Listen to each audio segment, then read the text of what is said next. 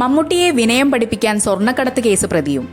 വയനാട് പുനരധിവാസ ഗ്രാമ സന്ദർശനത്തിനിടെ CPM ജില്ലാ സെക്രട്ടറി K റഫീഖിനോട് മാറി നിൽക്കാൻ ആവശ്യപ്പെട്ട മെഗാസ്റ്റാർ മമ്മൂട്ടിക്കെതിരെ സൈബർ ആക്രമണം പുതിയ തലത്തിലേക്ക്. സ്വർണ്ണക്കടത്ത് കേസിലെ പ്രതിയും കുപ്രസിദ്ധ ക്രിമിനലുമായ അർജുൻ ആയങ്കി കൂടി താരത്തെ അധിക്ഷേപിച്ച് രംഗത്തെത്തിയതോടെ സോഷ്യൽ മീഡിയയിൽ പ്രതിഷേധം കത്തുകയാണ്. മമ്മൂട്ടിക്ക് പ്രായമായിട്ടും വിനയവും ബഹുമാനവും പഠിക്കാൻ കഴിഞ്ഞിട്ടില്ലെന്നും അദ്ദേഹം വെറുമൊരു അപ്ഡേറ്റഡ് സുരേഷ് ഗോപി മാത്രമാണെന്നുമാണ് ആയങ്കിയുടെ പരിഹാസം.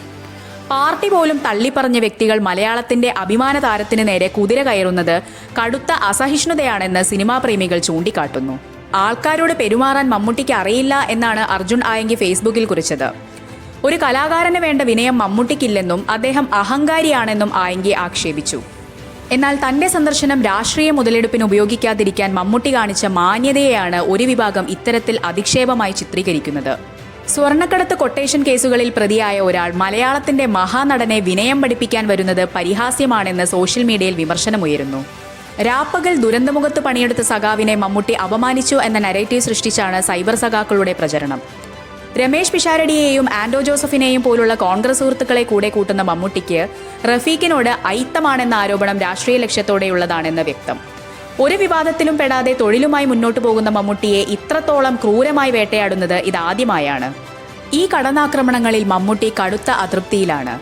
സൈബർ പോരാളികളും ക്രിമിനലുകളും ചേർന്ന് താരത്തെ വളഞ്ഞിട്ട് ആക്രമിക്കുമ്പോഴും ഔദ്യോഗിക പ്രതികരണത്തിന് അദ്ദേഹം ഇതുവരെ തയ്യാറായിട്ടില്ല. സോഷ്യൽ മീഡിയയിലെ സൈബർ സഖാവ് എന്ന ലേബലിൽ നിന്ന് സ്വർണ്ണക്കടത്ത് കൊട്ടേഷൻ തലവനിലേക്കുള്ള അർജുൻ ആയങ്കിയുടെ വളർച്ച കേരളം ഏറെ ചർച്ച ചെയ്ത ഒന്നാണ്. 2021 വൻ സ്വർണ്ണക്കടത്ത് കൊട്ടേഷൻ കേസിലെ പ്രധാന പ്രതിയാണ് ഇയാൾ. കരിപ്പൂർ വിമാനത്താവളം വഴി കടത്തിക്കൊണ്ടുവന്ന സ്വർണം തട്ടിയെടുക്കാനെത്തിയ സംഘത്തിന് നേതൃത്വം നൽകിയത് ഇയാളാണെന്ന് കസ്റ്റംസ് കണ്ടെത്തിയിരുന്നു.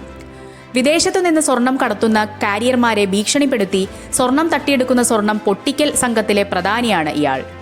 ആകാശ് തില്ലങ്കേരിയുമായി ചേർന്ന് സ്വന്തമായി ക്രിമിനൽ സാമ്രാജ്യം കെട്ടിപ്പടുക്കാൻ ശ്രമിച്ച ഇയാൾക്കെതിരെ P ജയരാജൻ ഉൾപ്പെടെയുള്ള നേതാക്കൾ മുൻപ് രംഗത്തെത്തിയിട്ടുണ്ട്. താരത്തിനെതിരെയുള്ള ഇത്തരം തരംതാണ ആക്ഷേപങ്ങൾക്കെതിരെ സിനിമാ മേഖലയിൽ നിന്നും സാംസ്കാരിക പ്രവർത്തകരിൽ നിന്നും പ്രതിഷേധം ഉയരുന്നുണ്ട്. വയനാട്ടിലെ ദുരിതബാധിതർക്ക് വേണ്ടി പ്രവർത്തിക്കുന്ന ഒരാളെ ഇത്തരത്തിൽ രാഷ്ട്രീയമായി വേട്ടയാടുന്നത് കേരളത്തിന് അപമാനമാണെന്ന് ഇവർ പറയുന്നു.